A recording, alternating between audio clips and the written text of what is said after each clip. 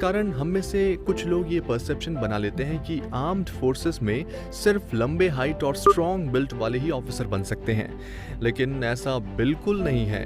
Armed forces में minimum height and weight ratio set करी गई है और अगर आप उस स्टैंडर्ड को मैच करते हैं तो आप आर्म्ड फोर्सेस के लिए अप्लाई कर सकते हैं। तो चलिए जानते हैं स्टैंडर्ड्स हैं क्या।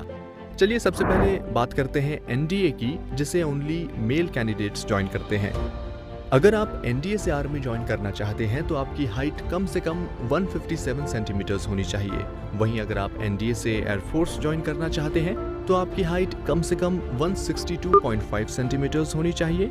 नेवी की अगर बात करूं तो अगर एनडीए से नेवी ज्वाइन करना है तो आपकी हाइट कम से कम 152 सेंटीमीटर्स होनी चाहिए।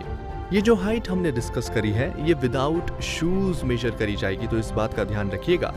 अब देखिए यहाँ पे कुछ रिलैक्सेशंस भी है, आइए उनको जानते हैं। For Gorkhas and individuals belonging to hills of north eastern regions of India, Garhwali and Kumaon, the minimum acceptable heights will be 5 centimetres less. मतलब ये कि इन रीजन्स के कैंडिडेट्स को 5 सेंटीमीटर्स हाइट रिलैक्सेशन दिया जाता है। और in case of candidates from Lakshadweep, the minimum acceptable height can be reduced by 2 centimetres. मतलब अगर आप लक्षद्वीप रीजन से बिलोंग करते हैं तो आपको 2 सेंटीमीटर्स हाइट रिलैक्सेशन दिया जाएगा। और हाँ, अगर मेडिकल बोर्ड को ये लगता है कि इस कैंडिडेट की हाइट ग्रो करेगी तो आपको मेडिकल बोर्ड 2.5 सेंटीमीटर्स का हाइट रिलैक्सेशन भी दे सकता है। तो ये था अगर आप 12th के बाद एनडीए ज्वाइन करना चाहते हैं तो आपकी हाइट कितनी होनी चाहिए। अब बात करते हैं सीडीएस की, जो आप ग्रेजुएशन के बाद अप्लाई कर सकते हैं। अगर मेल कैंडिडेट्स सीडीएस से आर्मी ज्वाइन करना चाहते हैं तो आपकी मिनिमम हाइट 157.5 सेंटीमीटर्स होनी चाहिए। और अगर आप एयरफोर्स ज्वाइन करना चाहते हैं तो मेल कैंडिडेट्स के लिए मिनिमम एक्सेप्टेबल हाइट है 162.5 सेंटीमीटर्स। वहीं अगर आप सीडीएस से नेवी ज्वाइन करना चाहते हैं तो मेल कैंडिडेट्स के लिए 157 सेंटीमीटर्स मिनिमम एक्सेप्टेबल हाइट है। वहीं अगर अब मैं फीमेल कैंडिडेट्स की बात करूं तो जैसा कि हम जानते हैं कि फीमेल्स सीडीएस से सिर्फ आर्मी के लिए ही अप्लाई कर सकते हैं, तो आर्मी के लिए आपकी मिनिमम हाइट 152 सेंटीमीटर्स होनी चाहिए।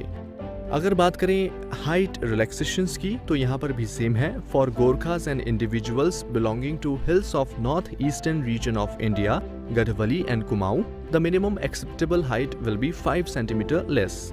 वहीं in case of candidates from Lakshadweep, the minimum acceptable height can be reduced by 2 centimeters.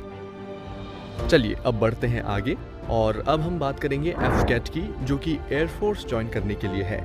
Mail और फीमेल कैंडिडेट्स अगर फ्लाइंग ब्रांच को ज्वाइन करना चाहते हैं तो आपकी मिनिमम हाइट 162.5 सेंटीमीटर्स होनी चाहिए।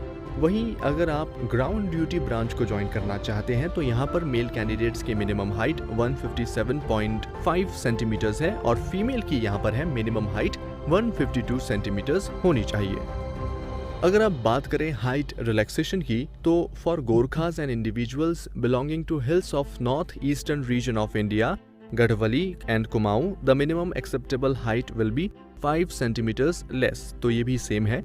वहीं in case of candidates from Lakshadweep, the minimum acceptable height can be reduced by 2 centimetres. ये भी सेम है। अगर आप ग्रेजुएशन के बाद कोई भी एंट्री से अप्लाई करते हैं तो हाइट स्टैंडर्ड्स सीडीएस एंड एफकेट के जैसे ही होंगे। तो मैं आशा करता हूँ आपको इस वीडियो से आर्म्ड फोर्सेस के हाइट स्टैंडर्ड्स के बारे में जानकारी मिली होगी। इस वीडियो को लाइक करें और अपने दोस्तों के साथ शेयर करना ना भूलें। I will see you